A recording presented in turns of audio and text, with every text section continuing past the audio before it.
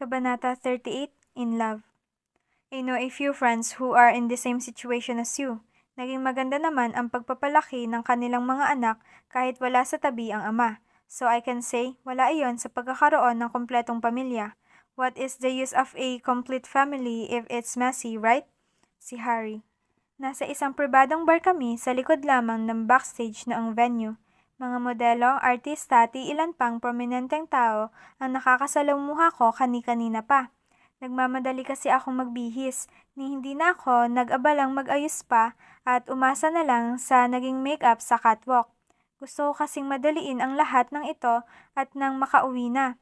Kauupo ko lang rito dahil isang oras yata akong nakihalubilo sa dami ng bumati at nagpakilala.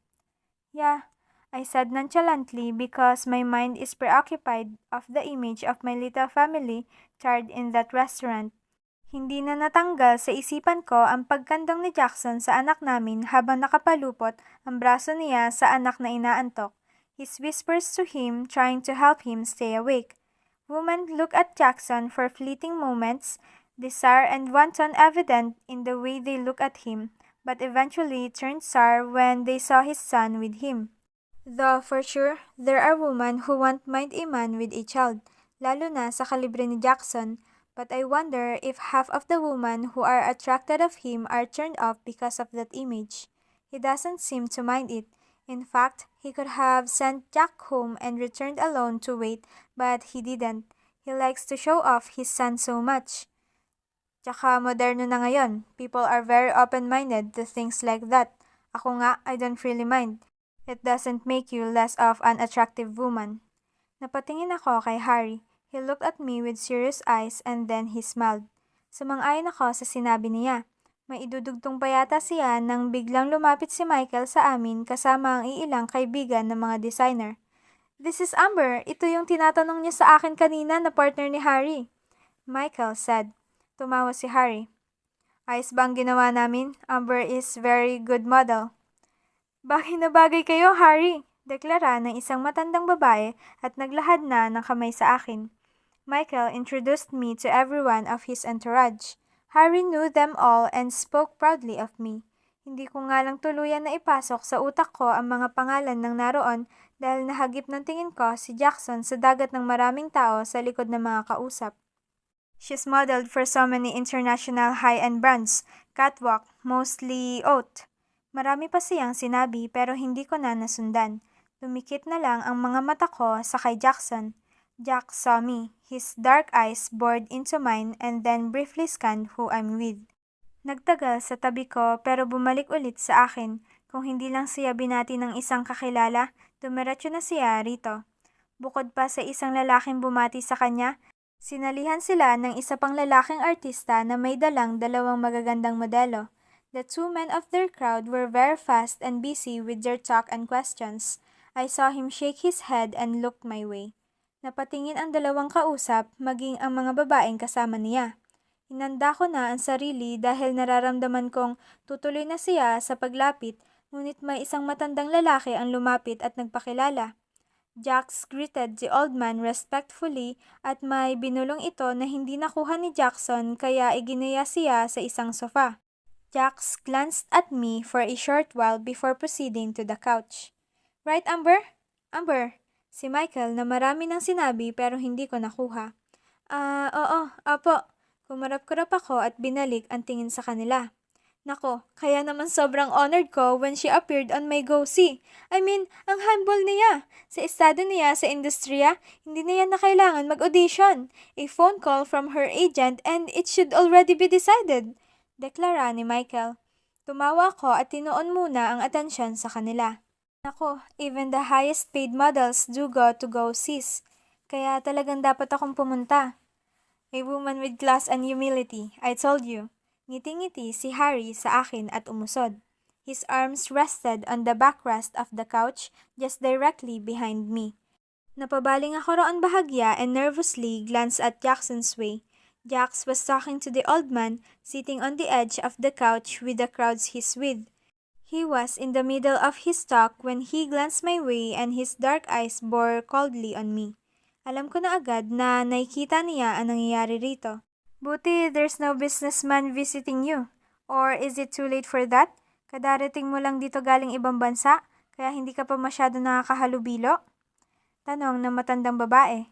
They knew that the industry is known for that, having businessmen in such parties as this because for some reason, models attract them. Wala naman, buti na lang, singit ni Harry. Natawa ang iba. Nako, baka headline kayo niyan sa news ha? It trended actually. Kanina, bagay kasi. Si Michael.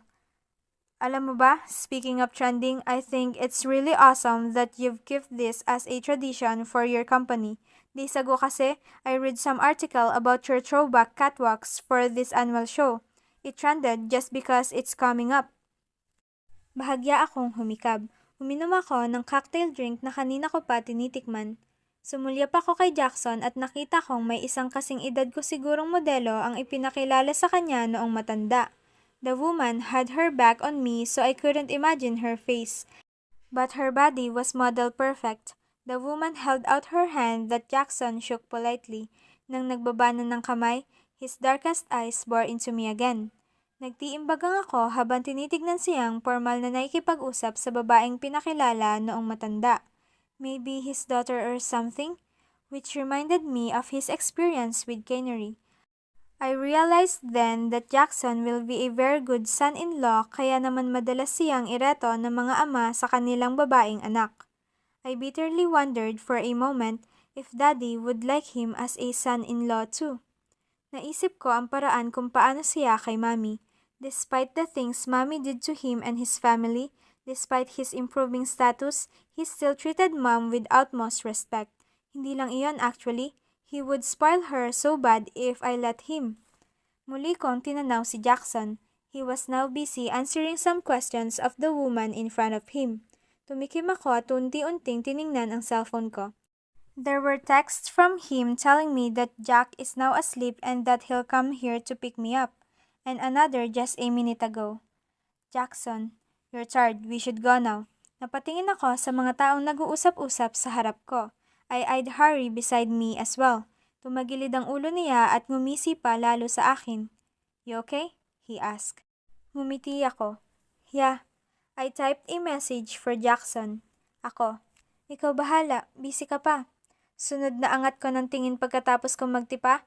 Tumayo na si Michael sa gulat ng pagdating ni Jackson sa grupo namin. Kasi send ko lang noong mensahe ko. Naglo-loading pa lang at nandito na siya agad. Umiigting ang panga, nagkakasalubong ang makapal na kilay at madilim ang tingin niya sa akin. Hindi nakapagsalita si Michael agad pero nang nakabawi, siya na ang nag-explain. Without delay, I carried my bag on my shoulder and stood up. This is Jackson Riego nga pala. Oh, I know him. How's Achilles, iho? Nandito ka pala. Sabi noong isang matandang babae. Ayos naman po. He glanced her way and then back to me. Sinusundo ko lang ang fiancé ko. Nakatayo na ako noon. Magpapaalam na sana ako ngunit ang huling sinabi ni Jackson ang nagpatahimik sa aming lahat. He looked at my bag and tried to get it. I couldn't move kaya hindi niya na rin pinilit. Imbis hinawakan na lang ako sa siko, kalaunan sa baywang. You done? He said softly and eyed Harry beside me. Oh, fiancé! Kinagat ko ang labi ko, hindi na ako umapila pa. Hindi ko alam, kasi medyo nagpanik si Michael sabay tingin kay Harry. Harry looked shocked. Wala siyang nasabi habang nakatitig sa amin ni Jackson. Jax didn't look at him anymore when he guided me out of the couch. We just got engaged, so I understand. Si Jackson sabay tingin sa akin. Really? Well, congratulations, engineer. Amber, congrats. Hindi nagkukwento. Si Michael. Nilagay ko ang takas na buhok sa aking tainga at sinang-ayunan na lang ang sinabi ni Jackson. I know that whatever is in between us is still a blur because I haven't decided yet. Nga lang, ayoko namang pabulaanan iyon ngayon sa harap ng maraming tao. Bukod pa roon, gusto ko rin na ganoon na lang ang isipin nila as Harry seems to think that I am up for a relationship. Truth is, even when Jackson isn't with me now, I won't be up for it. I am simply not interested. Pasensya na, Michael. We have to go. Sorry, we can't stay for too long. Sure, no problem. Thanks actually for coming to my after party. Sabay beso ni Michael. Natanaw ko si Harry na sumimsim na lang sa kanyang inumin, tumuwid sa pagkakaupo, medyo umasim ang itsura. Alis na kami, Harry. It was nice working with you, I said softly and felt Jackson's hand on my waist grip me tighter. Tumango si Harry, tipid na ngumiti at hindi na nakapagsalita. Lumapit si Michael sa akin para magbeso. One of his companion went to Jackson for a quick chat and some congratulations for our engagement. Hindi na nagtagal, nagpaalam na ulit kami sa huling pagkakataon at tahimik nang lumabas kahit pa maiilang kakilalang nagtangkang makipag-usap. I watched Jackson open the shotgun's door for me. He closed it when I slid in. Pinagmasdan ko ang pag-iigting ng kanyang panga nang umikot siya at pumasok sa driver's seat ng Jaguar. Hindi na ako nagsalita. I slightly sensed his bad mood while I have nothing but a sour taste for whatever I was thinking when I saw him introduced to a woman. Iyon lang at tingin ko naman wala lang iyon. I suddenly remembered the quick phone call we had while I was inside the fitting room before the show. Everything was going so well and then the mood turned different after the show. Of course, I didn't inform him beforehand na may eksanang ganoon. Not that it mattered to me. For me, Harry's moves meant nothing but for sure, Jackson's peace by that. Sabagay, kung mahawakan nga siya ng ibang babae, nagpapakawala na ako ng halimaw sa banga. Siya pa kaya? So instead of trying to talk about what he just said in front of people, the fiancé thingy, I shut up the whole trip. It's about time to be mature and let small things like that pass. Really, Amber? Small things like that pass, huh? Small things like him announcing that we're engaged? Is that a small thing? That would surely spread. Pero sige, talagang palalagpasin ko. O baka naman hindi dahil naging mahirap ang gabi, kundi dahil ginusto mo rin naman iyon. Tahimik din kaming dumating sa kondo. Isang beses lang kami nag-usap sa loob ng sasakyan eh. You finish up how many shots? He asked seriously while he's driving. Just a cocktail. At kalahati lang, hindi ko naubos. Sagot ko na hindi na nasundan pa ng tanong galing sa kanya. The lights were dimmed and it's now very silent in the unit. For sure tulog na si Jack dahil mag-aalas 12 na. I opened the door to our room and had a shock of my life when I saw how the bed is empty. Wala si Jack doon. Natigilan ako, hindi agad nakapasok. Nang naabutan ako ni Jackson na ganoon, sinagot niya ang hindi ko masabing tanong. He wanted to try to sleep in his room, so I let him. Paliwanag niya at diretso nang pumasok, nagtatanggal ng necktie. Okay. My throat ran dry.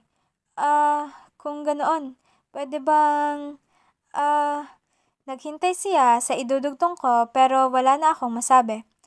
Wala, never mind, I said. He really looked pissed dahil mabilis ang bawat galaw niya.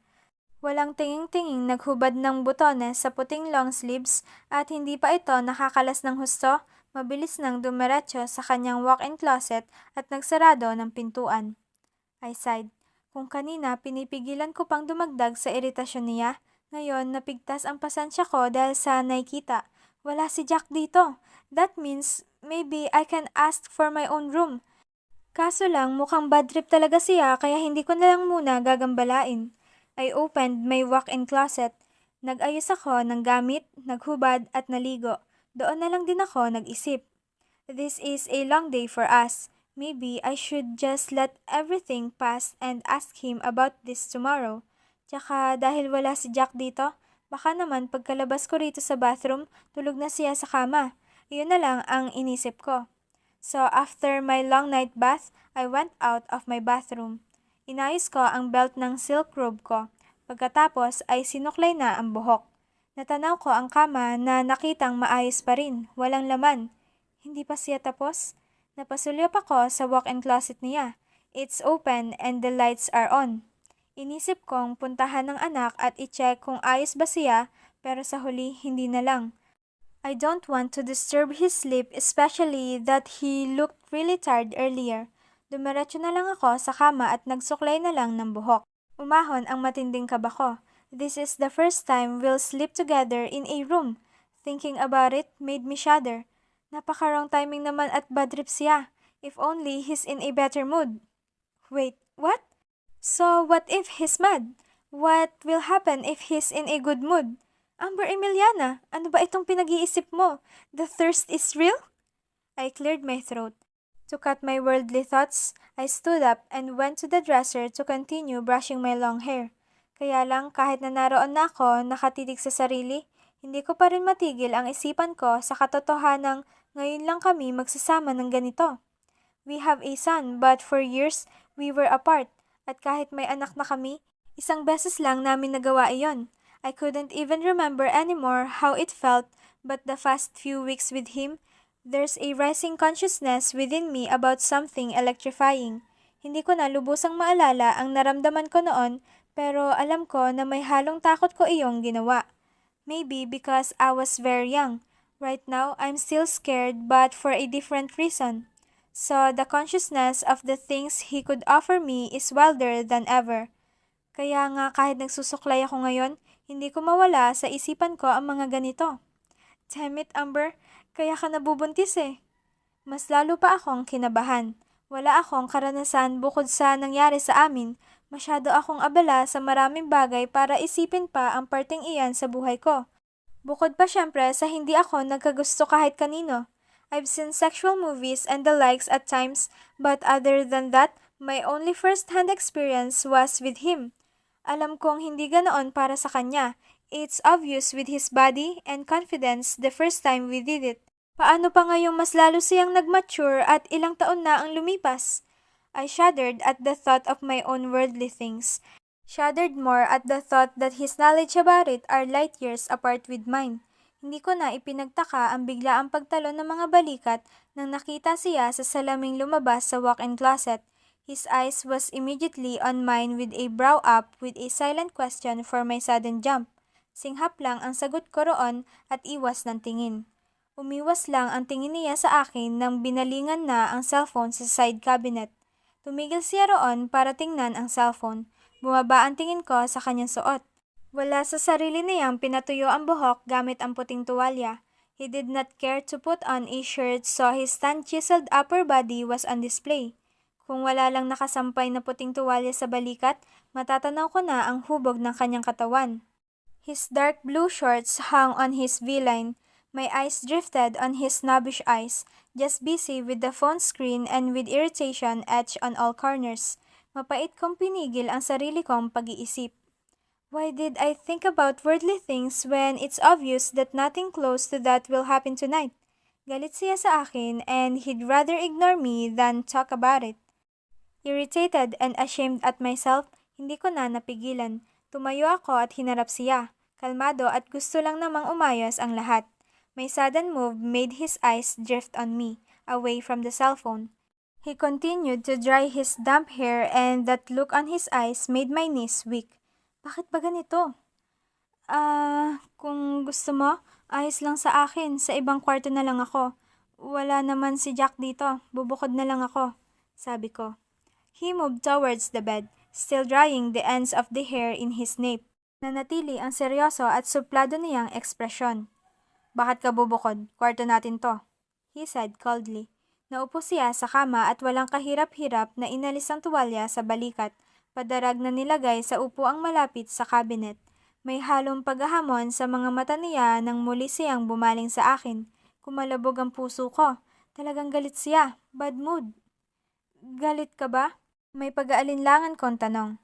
His jaw clenched repeatedly and his eyes darkened more, like a storm readying its onslaught. He looked away when our eye contact deepened. Kung galit ka, baka mas gugustuhin mong doon na lang muna ako. Tumigil ako sa pagsasalita nang lumundag ang puso ko dahil sa biglaan niyang paghawak sa kamay ko. Crouching while sitting on that bed, pouting, with soulful eyes, weary and angry at the same time, he caught my hand and pulled me closer to him. Natigil ang hininga ko at naguugat ang mga paa ko sa kinatatayuan. Kung hindi lang niya ako hinila palapit sa kanya, natili na talaga ako doon, nang walang kibo. He pulled me more until I'm in between his knees. Tiningala niya ako pero bago iyon, nakita ko ang pagpasada niya ng tingin sa aking katawan bago sa aking mukha. His brow shot up. His left hand held the back of my thigh to prevent me from moving out of his hold. Kahit galit ako, hindi ka aalis sa kwarto natin, he said. My heart pounded so bad that I think he can hear it because of our distance. Nag-iwas ako ng tingin sa kanya dahil mas lalo lang akong kinakabahan kapag nagkakatinginan kaming dalawa. Bakit ka naman kasi galit? Wala naman kasi akong ginagawang masama, I said softly, melting bit by bit because of his sudden touchy moves. Hindi siya nagsalita. Natili ang titig niya. Hindi ko alam kung ano na ang itsura dahil hindi naman ako nakatingin. Hindi mo ako pinapansin kaya bubukod na lang sana ako eh, I added. I don't like talking too much when I'm mad. Napapaos niyang sinabi at mas lalo pa akong hinila hanggang sa kayang-kaya niya na akong ipitin para makulong doon. I feel like I'm floating in the air. My heart is now booming that the thought of looking at him will probably make me faint kaya hindi ko na ginawa. Natili ang mga mata ko sa kama, on Jackson's left side.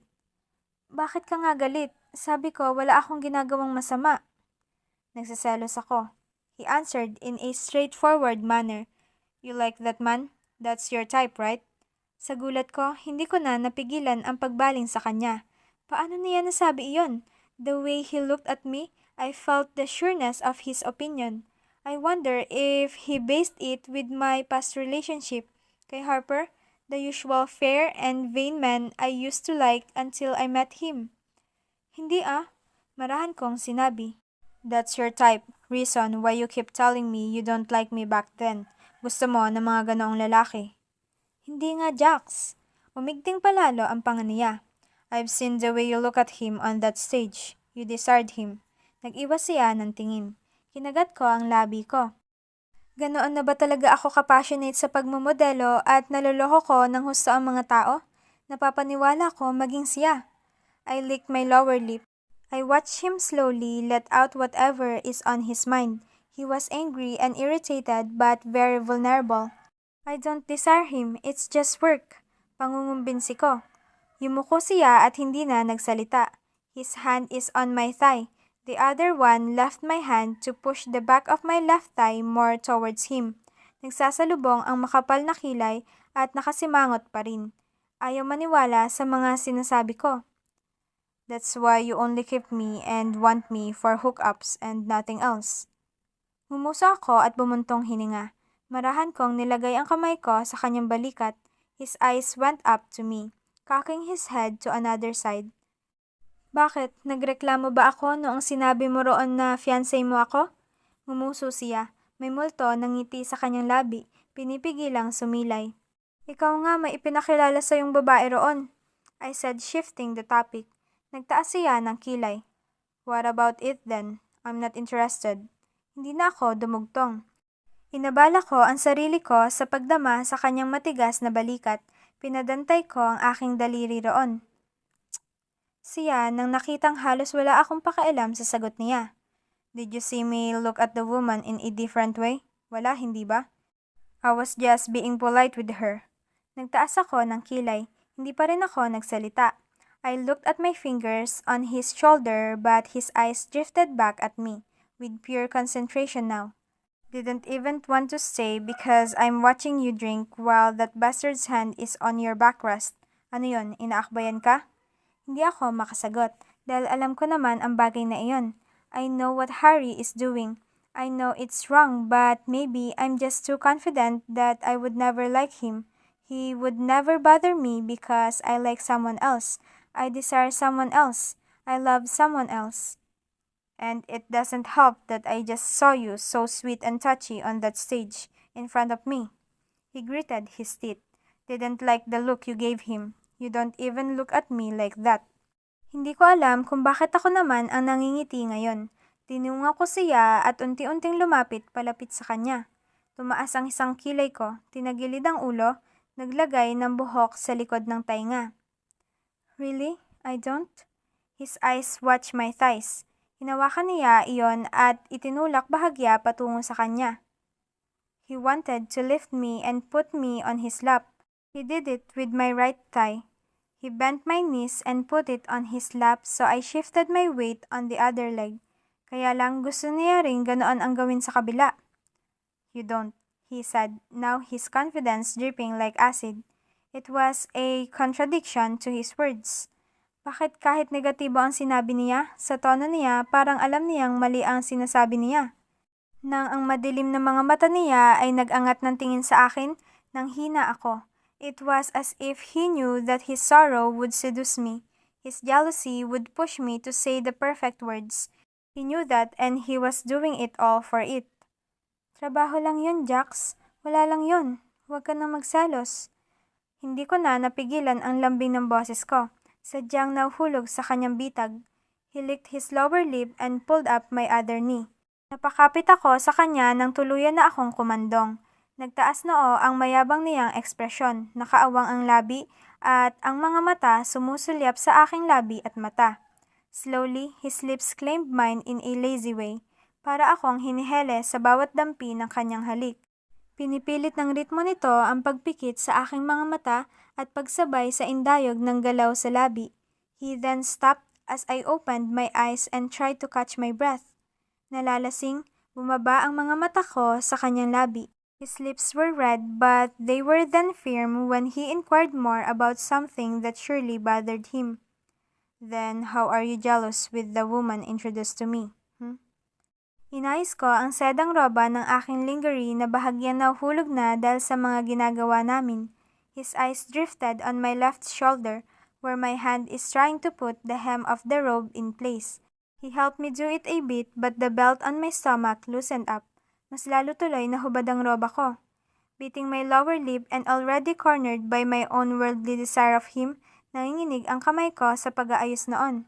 However, his eyes feasted on what's in front of him. His vision remained on the valley of my mounds. Na imbes tulungan akong tabunan iyon, he slowly pulled down the robe to reveal my whole flesh lacy spaghetti strap lingerie. Jax! Marahan ang boses ko kahit pinilit kong magprotesta. He tilted his head for an easy access to my exposed clavicle and neck. Half-heartedly, I pushed his shoulders away pero sa huli, hinawakan ko na lang. Nangihina ako sa mararahan niyang halik sa aking leeg. Tama na, Jax. I closed my eyes and felt his lips tickling my neck softly. He stopped and clamped my body more against him. Dumilat ako, hindi alam kung masaya ba na tumigil siya o naiirita. His nose touched my chin. Tinagilid niya ang ulo niya. Pinagmamasdan akong mabuti habang nakakapit sa kanyang balikat para sa suporta. Ngayon ko lang natanto na sensual ang aming ayos. Lalo pa nang may naramdaman ako just below my stomach. Mas lalong pumungay ang mga mata ko. His eyes were full of lust and control though. All the years of hopelessly waiting were for you, and here you are doubting just because of a woman introduced to me? I licked my lower lip, angry at his long, long words. Enough of it, Jax. Please. Mahal kita, Amber. Hindi ako nagmahal ng iba kahit iniwan mo ako at naniwala akong kinasal ka. Suminghap siya at pinirmi ang ilong sa aking panga. His lips then touched my neck again. Napapikit ako, anticipating another round of sweet, soft kisses. It came. He was so good at it that my sanity got swept away. Pinilit kong huwag magpadala. Pilit kong inisip ang kalagayan ko kapag bumigay ako sa kanya pero sa kauna-unahang pagkakataon, nagkasundo ang anghel at ang halimaw sa banga sa iisang kagustuhan. It was a battle. Not between my mind and heart because I can feel now that they are allies.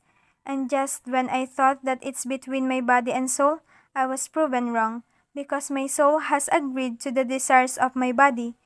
My soul has desired him too. My soul gave in and the battle has been won.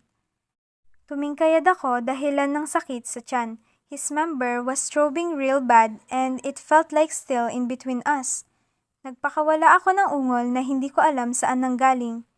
From my boob, his hand slid on my bare thigh and one forceful move, I heard my panties thread snap when his fingers found a way inside me. I looked at him with begging as I felt him in between me. His jaw clenched when he realized what he's done to my system. Bigong-bigo ako nang inalis niya ang kamay niya roon. I tried to seduce him for a kiss so he'd do it again, but he was such a snob. Mas lalo pang nagsalubong ang kilay niya. Nakasimangot na siya at patuloy ang pagkuyom ng panga. I saw his angry eyes drifted on my breast. Niwala na akong pakialam na hindi na maayos ang lingerie na suot ko. It revealed too much skin and the ends were already on my hips as I'm cradled on his lap. Hindi rin ako nagkaroon ng iba noong naghiwalay tayo. Kahit hook up, wala. Amin ko. Kahit sobrang nagsiselos ako, ikaw pa rin.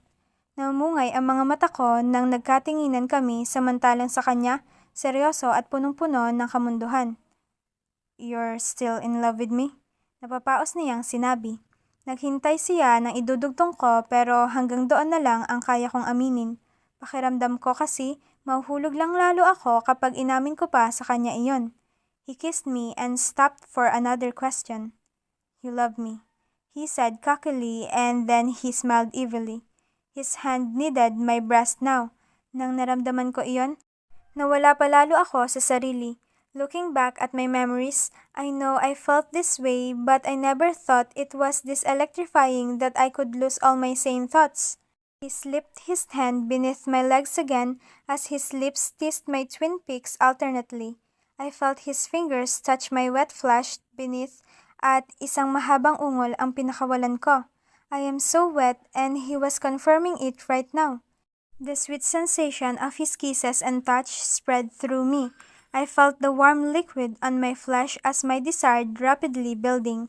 His tongue flickered on my nipples as my eyes shut close, feeling all the sensation at once. The aching desire throbbed in between my legs. When his hand left it, his still hard member was more defined and more painful now. Dumilat ako para tingnan siya at ang una kong nakita ay ang matagumpay ng ngiti sa labi pagkatapos ay ang mga matang walang meron kundi ang hindi matiis na kamunduhan. The erratic thumping on my heart made me more aware of what I'm feeling, lalo pa noong dinilaan niya ang labi niya habang tanaw ang labi ko. I want to kiss you there, he said clearly bago ako marahang itinabi. Nanlaki ang mga mata ko.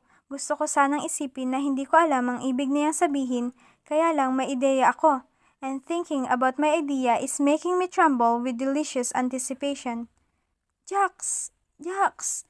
I called when he was slowly removing my lingerie, leaving me with only my panties. He was slow at first, but my erotic calls bothered him so much. I felt his frustrations when he forcefully removed my panty and parted my legs for his access. Jackson! I called, but it was then accompanied with a long, long moan. The sweet sensation spread through me. His tongue flickered inside me and his lips masterfully played with my flesh. Nakahiga na ako sa kama ngayon at gustuhin ko mang isarado ang binti ko. Nakahawak siya sa paa ko at pinananatili iyong nakabukas ng ganoon. Hindi ko na napigilan. The frantic beating of my heart was because of my awareness of something that's building up inside me. I tried hard to open my eyes and look at him. Umangat pa ako ng konti. Hindi iyon nakatulong sa pagpigil sa kung anumang nararamdaman dahil nang nakita ko siyang damang-dama ang sarap sa ginagawa, I felt myself tremble and pulsate. I lost myself at that as I let out a loud unknown voice. Hindi siya tumigil sa paghalik. I was embarrassed with the tangible pleasure I was pouring out but I was too pleasured to stop him from kissing me there. Ni hindi ko nga alam paano ko na ipanatiling nakatuko ang kamay ko. Paano ako hindi napahiga sa nangyari? Just when my spinning head was slowly managing and my eyes slowly steadying, I saw him in front of me with all his prowess. My Jackson Riego in his naked glory. My eyes snapped open to see his broad-muscled shoulders tapering down to his V-lined hips and powerful legs, the faint matting of dark hair on his chest and his chiseled abdomen. Hindi ko na namalayan ang pag-awang ng labi ko sa nakita sa harap. He was so erect. His erection was thick and prominent against the thin jet black hair around it. My eyes went to his and realized that he was gleaming with hunger. He climbed up and started kissing my breast. Napahiga ako at dinama ang mga halik kasabay ang pagbabanta niya sa akin. As he kissed me, slowly building up my desire once more, his member rubbed my hypersensitive flesh. I am wetting it so bad. spreading warm fluid on his strobing still hard masculinity. At parang switch lang na mabilis akong nagising. Or maybe it was the years of secretly wanting him, years of longing, anticipation. It was that or my incredible, insatiable lust for him. Para mapigilan ko ang kahiya-hiya kong kagustuhang iyon, I caught his member with my hand. He stopped rubbing and he stopped his kisses on my neck. Hirap pa akong abutin iyon pero hindi niya naman ipinagdamot. Then with trembling other hand, I caught it now with both hands. Tiningnan ko siya habang nakababa ang tingin sa aking mga kamay. I've seen enough movies, heard enough stories, and imagined too much not to know how to pleasure him. I stroked him twice until his hand caught mine to make me stop. Kinagat ko ang labi ko. Nag-angat siya ng tingin sa akin. That's enough. Pagalit niyang sinabi. Huh? Pero, Jax, I said with a soft erotic voice. Sinubukan kong ulitin iyon sa isang kamay lang pero ipinako niya ang kamay na iyon at muli akong hinalikan. I protested slightly but I felt him slowly penetrating an entrance. Enough or I'll come on your hands. His words sent shivers down my spine. The thought of it made me blush profusely. I wanna pleasure you too. Numinipis ang pasensya niya, nararamdaman ko. Bawat ungol ko at pagmamakaawang gusto ko siyang pasayahin, nawawalan siya ng kontrol. He was just being careful, I know, but his rubbing is killing me. It made me lose my patience too. I wanted him so bad. I want to pleasure him, but I want to be pleasured too.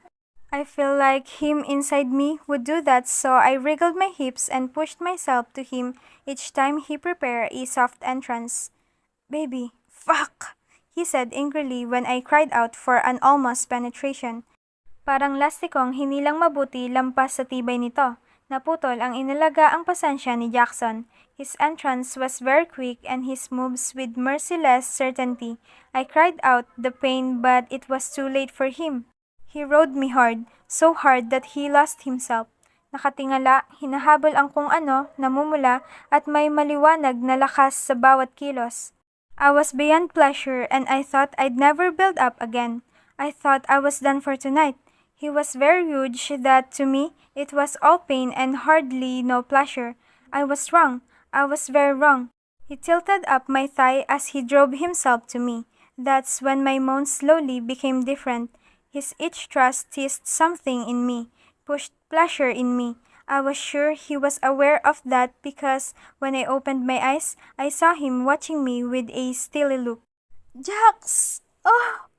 I repeated all of it like a chant as pleasure filled my head like a monster annihilating what's left of my sanity. His hungry thrusts were cradled by my squeezing insides. Without warning, I felt myself still and throb as his members swelled. Alam na alam niya dahil habang nangyayari iyon, bumilis ang bawat kilos niya. He was also on the brink. While I was dealing with mine, I felt him spill hotly inside of me. He growled and caught his breath as he looked down at our intertwined bodies with lust and fulfillment. He lowered himself and remained some slow thrust as his own pleasure continued, and mine ended. He was dark and serious when he watched my sleepy eyes, and then in the end, his lips rose for a wicked smile. Uminit ang pisngi ko at gusto ko siyang itulak sa kahihiyan sa nangyari sa amin. Now, don't you dare fuck me with your hook-up excuse. You're engaged to me. You're going to be my wife. Kumunot lalo ang noo ko. Lumapit siya sa akin at niyakap ako.